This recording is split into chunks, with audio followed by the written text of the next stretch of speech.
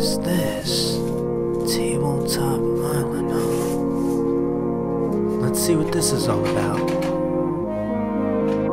Welcome to Tabletop Island. I'm Bernardo, your host, and today we're going to be talking about my playthrough for Return to Dark Tower by Restoration Games. This game, fantastic. In fact, when I first heard about the game getting reprinted, I didn't even think twice about it. I was really interested because the original I wasn't a big fan of. In fact, it was this big tower in the middle, way ahead of its time. The electronics were fantastic and it kept track of the game really well. Your goal was to kind of build up your army, and while you were doing so, the tower could kind of hurt you. But the tower had no other presence other than that it kind of kept track of the game and did things to you that you had absolutely no control of, which was fine, but it really didn't play anything or any part of the game itself, and that I didn't like. This game, they made a cooperative game where you have your own character who kind of has their own ability here, and you are working through quests to eventually defeat the tower. And that's such a unique idea. Not only is it cooperative, but it makes sense to incorporate the tower because you're actually working against it. And there are things the tower itself can shoot at you,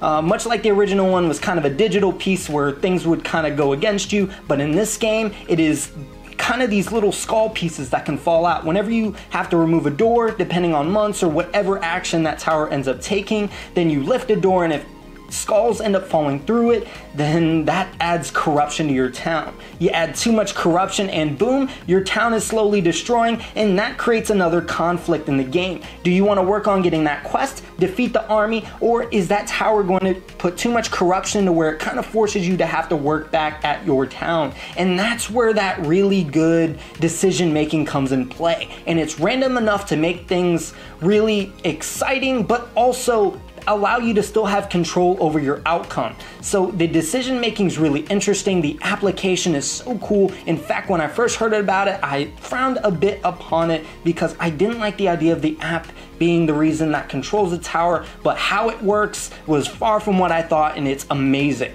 In fact, it really controls your battles, so whenever you end up interacting with a kind of a minion, brigade, whoever you end up going against, then you click on battle, and it's almost like the Price is Right or Deal or No Deal, where you're randomly picking a case and seeing what outcome comes about. It can be a little bit lighter, or it can be really detrimental to your strategy and really make things that much more chaotic.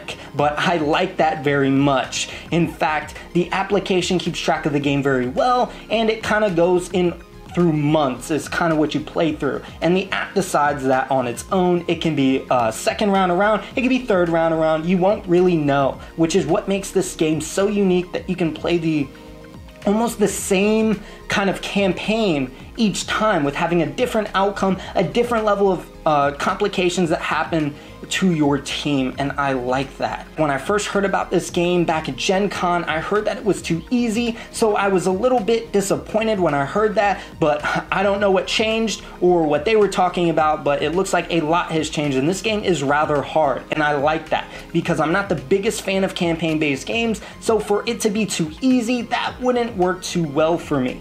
But this game was hard enough to make the decision making very important, but not hard enough to where you feel like you're never going to defeat this game, much like how I feel about Ghost Stories sometimes when I still play it on maximum level. Yeah, bad idea. But that is honestly all I have to say about this game. If you are interested in kind of getting an email notification when that Kickstarter starts, which is January 14th, go to the link in the description. It's returntodarktower.com. That is such a great link because if you do it prior to the Kickstarter launching, you get this really cool player starting coin, which is great. And I think it's another little add-on, so why not get notified about this game? But again, that's all I have for you guys today. If you are interested in notifications, there is a bell up there somewhere. Please like, comment, and subscribe. I do appreciate any feedback. I'm trying to make these videos more and more outrageous, and with your guys' help, I have been doing so. Monday, regular board game reviews. Wednesday, weekly update / talks. And then on Friday is my vintage board game reviews. That is all I have for you guys today. I will see you guys next time.